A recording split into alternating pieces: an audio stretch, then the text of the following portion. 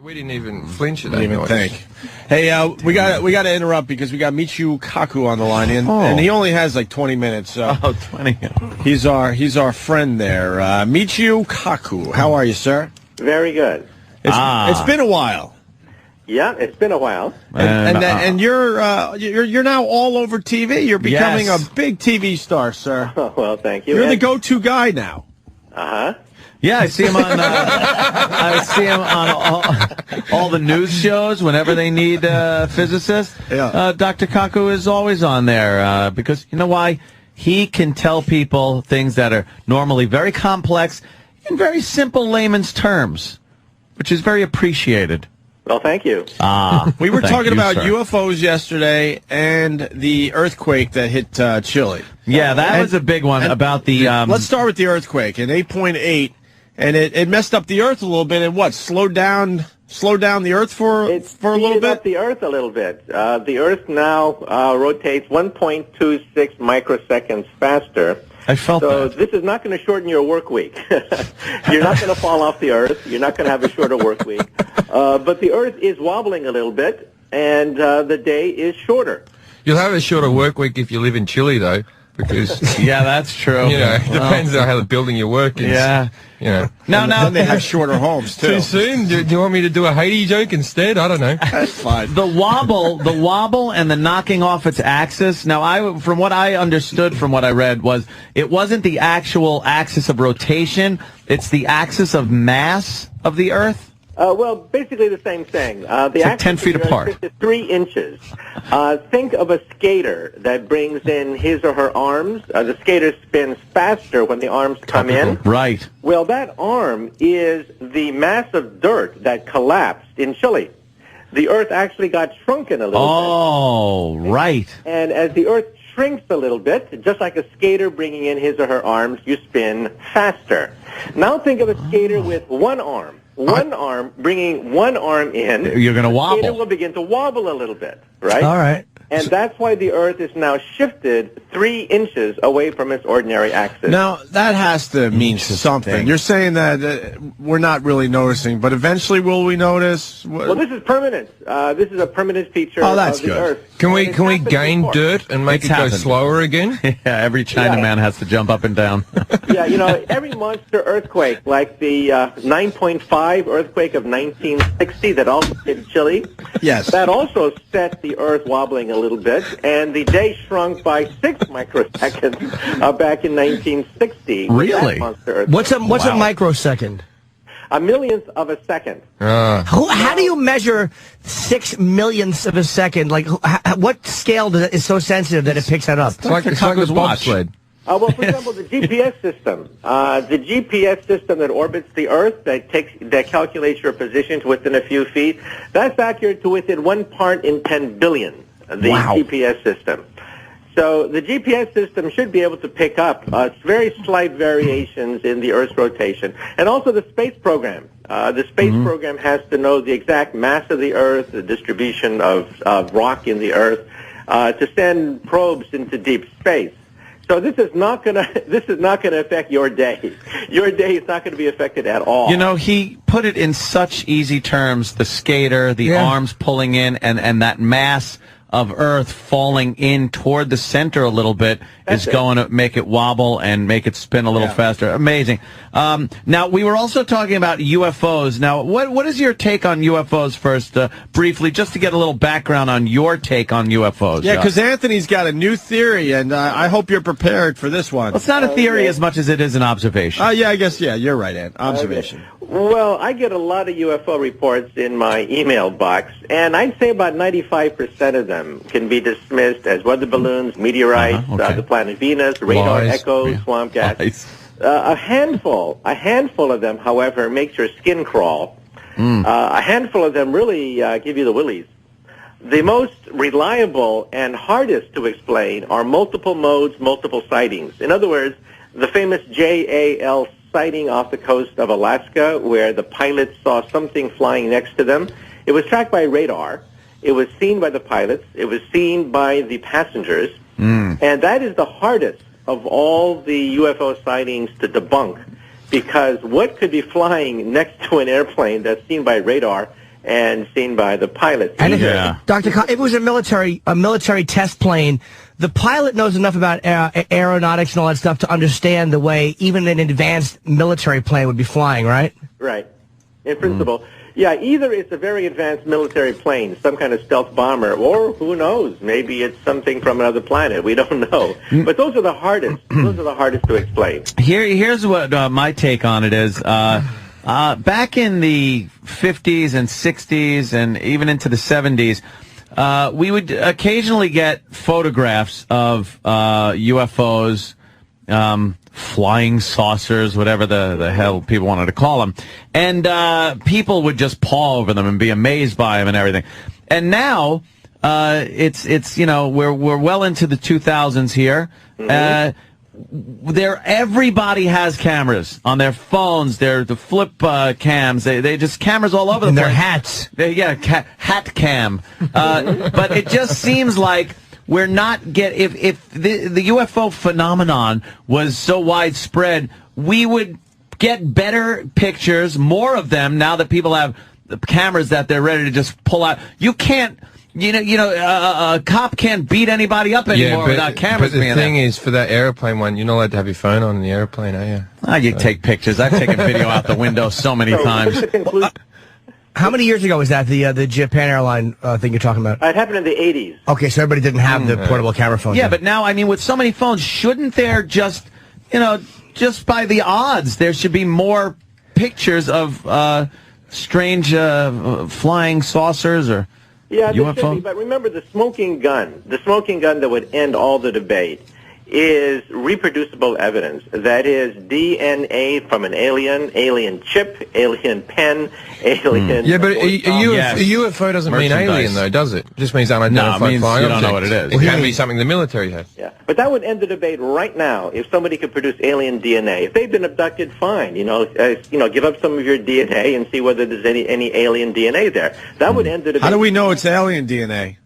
Because, we know pretty much the nucleic acids of our DNA. Well, A, B, C, G. If it's a new letter of the alphabet, exactly, it would be alien. What about the reports that they've done? And again, it couldn't be accurate or it would be on the front page of the Times. They've done where they've found little pieces of metal in people that have supposedly been put there, and they say that they're not things from this planet. People that are again, no one's ever verified this. You have to be able to put it into a mass spectrograph. You have to be able to have a scanning microscope to analyze these things. No one's ever produced anything that could be analyzed, and that would be the aha moment. That would end the debate right then. How big is a mass spectrograph? A mass spectrograph is the size of a table. Okay. And anything in the laboratory would have one. And if you claim that you've been abducted by an alien craft, Target, one of the pens Target? there. Did you say Target? Yeah. I didn't even hear you. Because we need that irrefutable proof. Like you said, something they left behind, some kind of material that is completely alien to us. Right. And until we get that, no pictures or video or anything is going to be rock solid proof. Okay, right. But most people are in agreement that there are aliens. No, Kaku doesn't believe in aliens. No, I believe.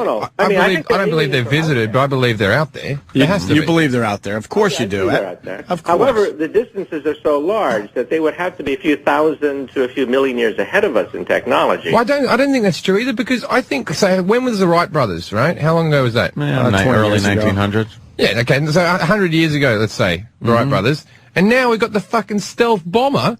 In 100 years, give us another 100 years. Fuck it, we can go anywhere. It's just the same principle, though.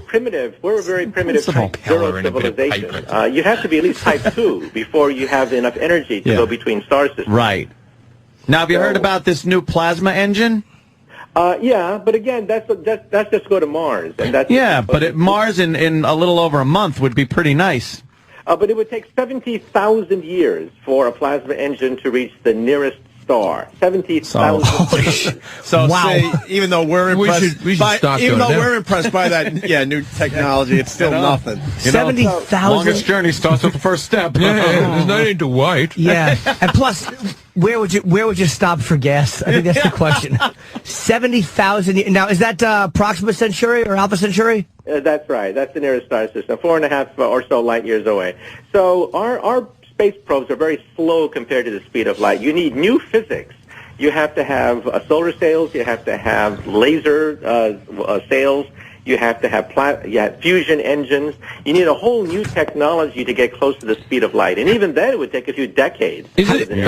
How do you harness the energy to either slingshot yourself or whatever to go at what would be close to the speed of light? Even at the speed of light, it would take 4.5 years. I mean, there's no faster way to get there. How do you harness that kind of energy?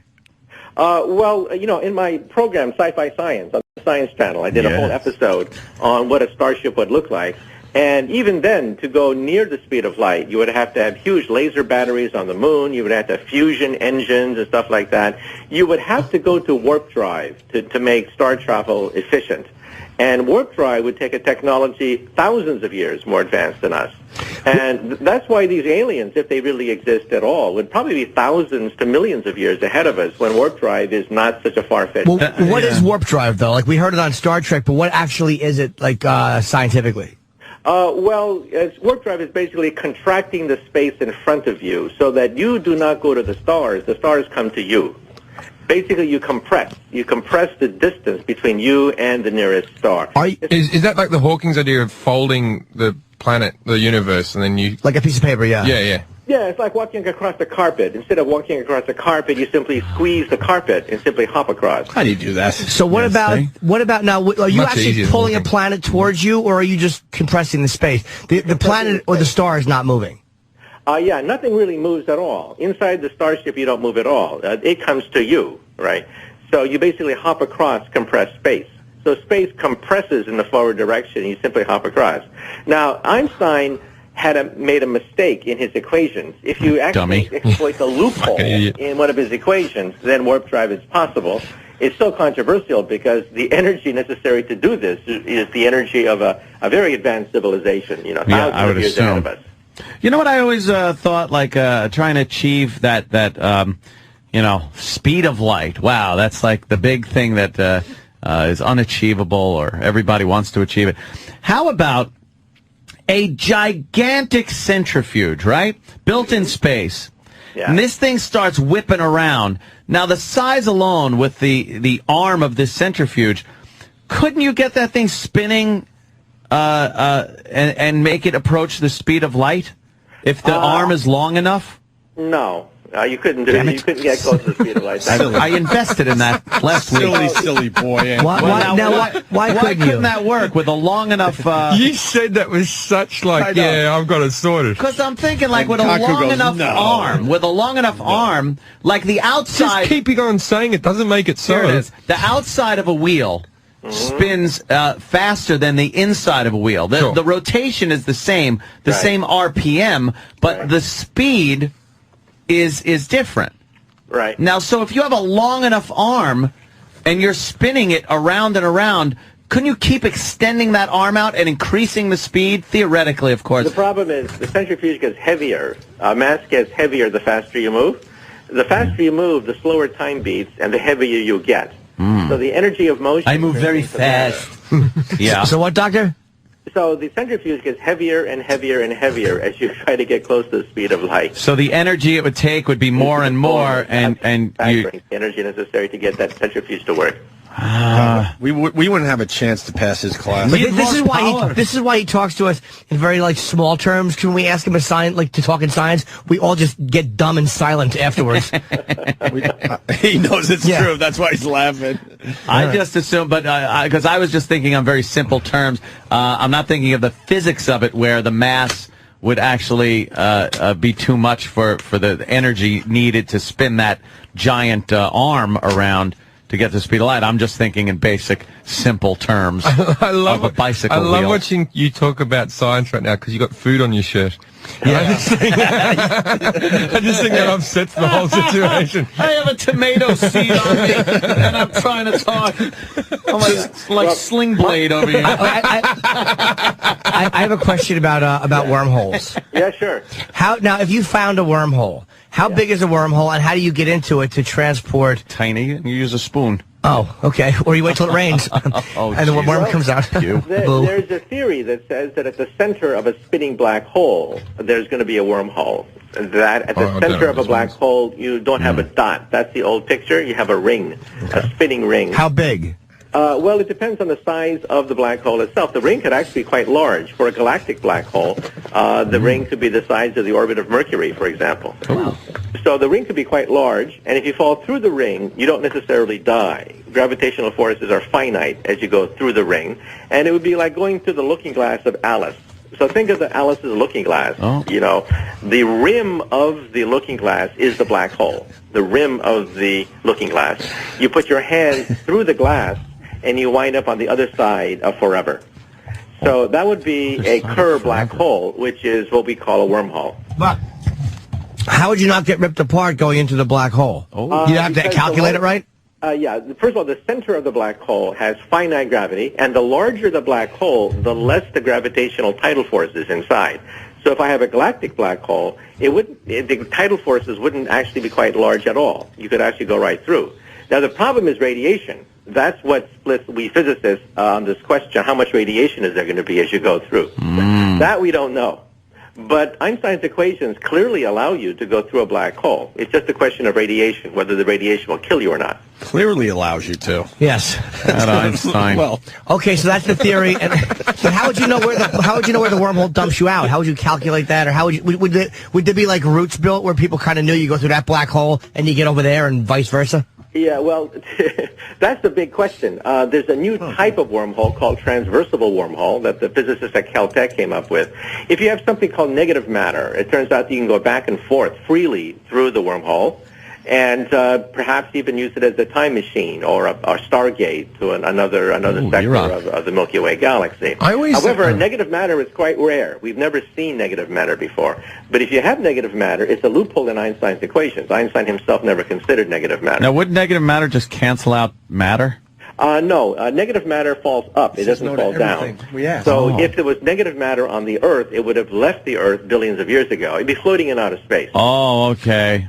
So one of these days, we may find a negative matter meteorite in outer space, just like the dilithium crystals of Star Trek. Of course. The dilithium crystals would be made out of negative matter. What is what exactly is a, I forgot my question. Negative matter. What is the dark matter in the universe? Do they know what that is yet? You sound. Oh, yeah, dark matter is invisible matter that we hope to create with the Large Hadron Collider, which is operating right now. Hadron Collider? Switzerland. We hope to make it. That's the thing where they're going around in a circle. Yes. In Switzerland. I know about that. I like that. Very good. It's called a carousel, the way you described it. And there's horses, and you go up and down. It's teacups. That's right. We have Jim Jeffries in studio. You want to ask him a question, Jim? We've asked all the questions so far. All this He's a stuff great about physicist here. the going through the black holes and you could cut through time. I don't think that's possible. You could never cut through time, because if it was possible, someone would come back and tell us. That's the one invention we'd be sure of, right? The paradox, of it all. Necessarily. If you go backwards in time and meet your teenage mother before you're born... You're just quoting Back to the Future now. Yeah, then what happens is you've entered an alternate reality. The river of time can fork into two smaller rivers.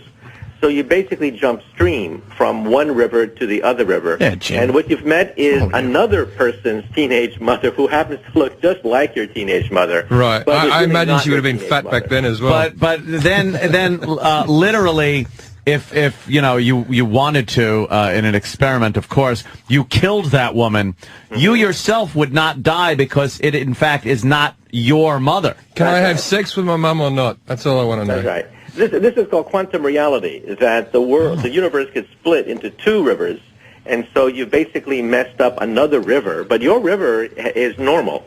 Right. You were born normally, you had a mother, you were born, you went to school, but when you hop stream, when you jump stream to this other river that forked from your river, then you messed up their reality. What happens if someone else jumps into your river? Yeah. Well, then they can mess up your river pretty bad. I don't want to... Well, then wouldn't we know if this had happened? Can't we just swap rivers? We're going to have invisibility within a few decades. Maybe they're invisible. We already have kidding. it. Are you kidding? Executive producer. Were you serious when you said that? Yeah, he's serious. Are you serious that we're going to have invisibility? Like we can... We already have invisibility with microwave radiation. That was done 3 years ago. No, but like a person. And at Berkeley, Caltech, and Karlsruhe, Germany, they're actually working on visible light. And we can show that visible light in principle will allow for invisibility. Fuck, I thought when they made the iPod, the world had gone as far as it could go. The iPod! But anyway, if you watch the Science Channel, my series Sci-Fi Science had a whole episode on invisibility and a whole episode on starships. Yeah, So, I love the show. I really do. Is there going to be another season? That's right. We're going to start filming for the second season in a few weeks. Oh, congratulations! What kind of topics you covering on that one? Yeah, it's the number one. It's the number one new show on the Science. Oh yeah, it's amazing. It's a lot of fun to watch and really gets you thinking. Is that the Sci-Fi or the Science Channel? Science Channel. Science Channel. What kind of topics do you think you're going to be covering on the new season? Well, we're thinking of doing things like, how to terraform a whole planet. How to create a Garden of Eden on Mars. Oh, like the Genesis device. Yeah, like the Genesis device, right? Yes. And also, robot wars. What happens when the robots take over, right? How do we prepare for that, for that moment? And also what aliens look like. What is the most credible reproduction of what an alien would look like and what an alien civilization and how would they navigate the galaxy? We have a whole episode on alien. I reckon they look like silver Down syndrome people. Really, silver? Why silver? That's what it was. Movies and stuff. Oh, the movies they show. I think it's very dependent on the planet they come from and gravity and mass of the planet and the atmosphere. Because the gravity's heavy and it's pushing them down. I think like if there was some type of life form as we know it on Jupiter, they would be very giant, squat creatures because of the gravity.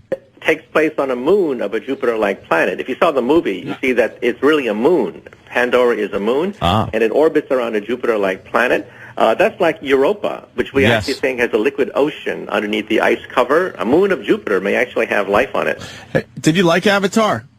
Oh, I thought it was great. It was sort of like Dances with Wolves meets Star Wars. That's what I thought, yeah. It's always... Basically, it's the story of the Ewoks. And Pocahontas and... As far as science goes, was there anything accurate in that movie, Avatar? Well, it is set 100 or so years in the future. However... it may be possible for us to control mentally a robot and eventually maybe even a clone. That's the whole basis of the movie Avatar, right? Yeah. We can already control robots mentally using telepathy. Yeah, those people can move hands. Hold on, let him finish. Sorry. Yeah. This has been done in Japan. In Japan, the robot Asimo can be hooked up to an EEG sensor to the brain. The brain sends out radio, and it can actually control 4 movements of the Asimo robot. The arms and the head can be controlled by mental telepathy. And in the future, we may be able to just think and have robot butlers, robot maids, robot cooks do things for us. Wow. That's good. And then there'll be like robot rights people that will say that we can't treat robots poorly. You have to pay them, minimum wage. Yeah, that's when they become aware and decide that they have more power than us, and then we can get into the robot wars. Judgment Day, man. Yep. Right. And then you get Robot Al. Yes. Well, we're going to talk about Asima. Right. We're going to talk about what happens if the robots take over. How are we humans going to be able to grapple with that? I think everyone should be checking out your show, Doc. Well, it's a fun show. Yeah, and, absolutely. we interview the top scientists. Hey, Oscar's right around the corner. What was your favorite movie of the year? Totally off topic, obviously. I like 2012. Of course, it was science fiction, and I don't think anything's going to happen in 2013. We're all going to be here in 2013. You think but it was so? a fun movie. Well, it really stretches the imagination. You explained on our show, and no one picked up on it, that 2012 thing was a bunch of crap, but they're still talking about it like it's a real thing that's going to happen. Isn't there a lot of it's Westerners who hijacked the Mayan prophecy. The Mayan prophecy never talked about doomsday. It's a cyclical calendar. So the Westerners saw a way of making money off this indigenous calendar, and so they hijacked it, writing books and all sorts of different kinds of wild theories. Everyone puts their theory right on top of the Mayan prophecy, which is actually, 2012 is a time of joy. It's a celebration. It's New Year's. It's New Year's on the Mayan calendar. Well, that's a little different, huh? I kind of would like a little thinning of the herd, to tell you the truth. At this point, the traffic is a little much. I'd get to work a lot quicker. We'd have less listeners, but who cares? Yeah, and I'm making it sound like I'd make it through. Yeah. Everyone thinks they're the ones that make it through. Terrorist talk to me, man. No. Hey, why do you think the weather seems completely out of control there, Doc? Well, the reason why we're having snow, okay, first of all, it is a minor fluctuation in the Earth. However, global warming does create more moisture. And moisture, when it hits cold air from the Arctic, turns into snowstorms. So ironically enough, if the Earth heats up and there's more moisture in the air, it means you have more swings in the weather. You have more flooding in one area, more droughts in another area. And so realize that the American Southwest is having a drought right now. During the Olympics, that was the warmest Winter Olympics on record, even as we had snowstorms in the Northeast. Right. Yeah. So swings in the weather is what global warming predicts. So you buy into the fact that we are changing the climate of the planet? Well, it's everyone believes that the Earth is warming up. Okay, even George W. Bush acknowledged that fact. The question is how much of it is driven by human activity, and with 90% confidence, we can say that it's human activity. Really? Yeah. Even with volcanoes spewing all that, I mean, more sulfur and stuff into the atmosphere than American or human factories can? Well, right now there's no Mount Pinatubo or there's no Krakatoa shooting gigantic amounts of volcanic ash in the air. Right. Right now it's pretty quiet. We just have earthquakes instead. Yeah, a little bit of earthquakes going on. Oh, and also speaking about earthquakes, by the way, I just want to mention one thing, and then I got to take off. Okay. Los Angeles will probably be the next site for a big earthquake. How's Venice looking? Why are you saying that, sir? I say that because the lower San Andreas Fault is cyclical. It breaks every 150 years on average. The last break was 1857. That's the last big earthquake. So we're due. Sure was the last big break. So we're overdue. There. How big would the earthquake be?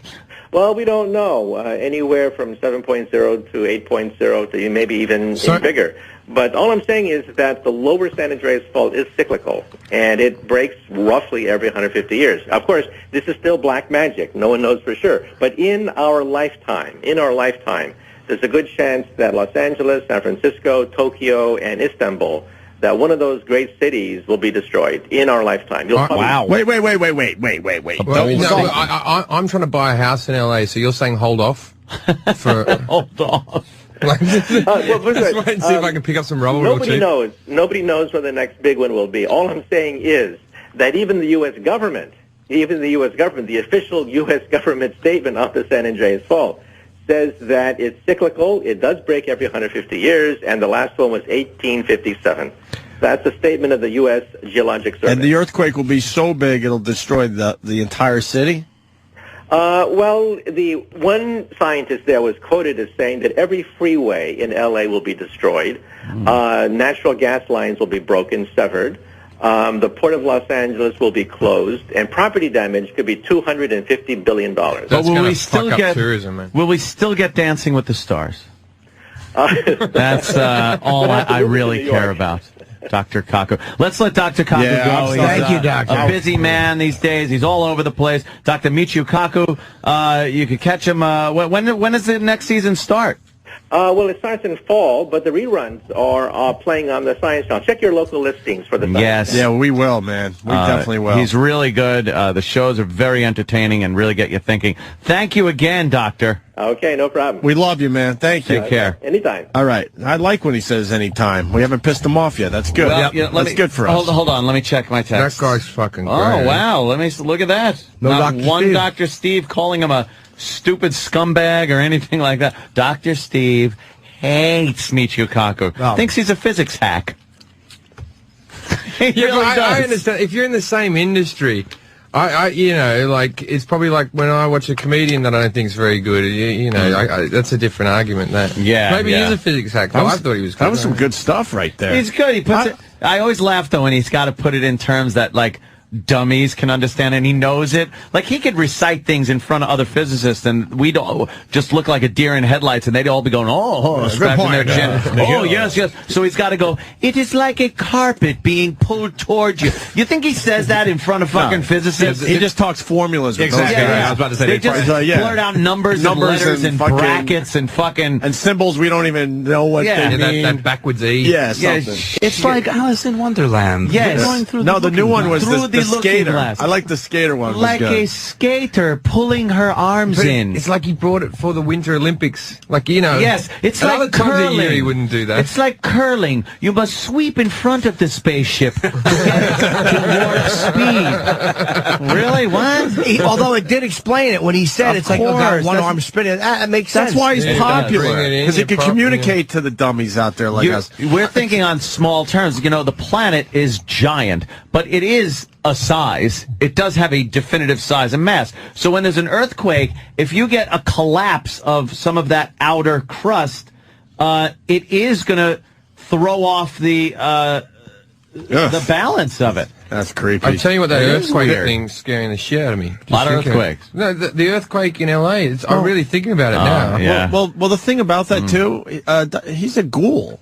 Because he kind of was laughing as he was saying that, if you notice. It's like, I will in our destroy lifetime. you. And he just says it casually, like we will lose a major city in our lifetime. It is like to an earthquake. when Lex Luthor launched the missile into the San Andreas Fault to make prime real estate in Arizona. I remember that But when one. he said it was like a 7, what was Haiti? What was Haiti on the... 8.8. Oh, okay, this is not as bad as Haiti. Oh, no. Chile was 8.8. Right. Okay, we can do Haiti was a 7-something. We can do a 7 in LA. You know, a 7 wouldn't be a problem for L.A. Everything there is earthquake-proof, and everything that's not deserves to be knocked down. They got those buildings on fucking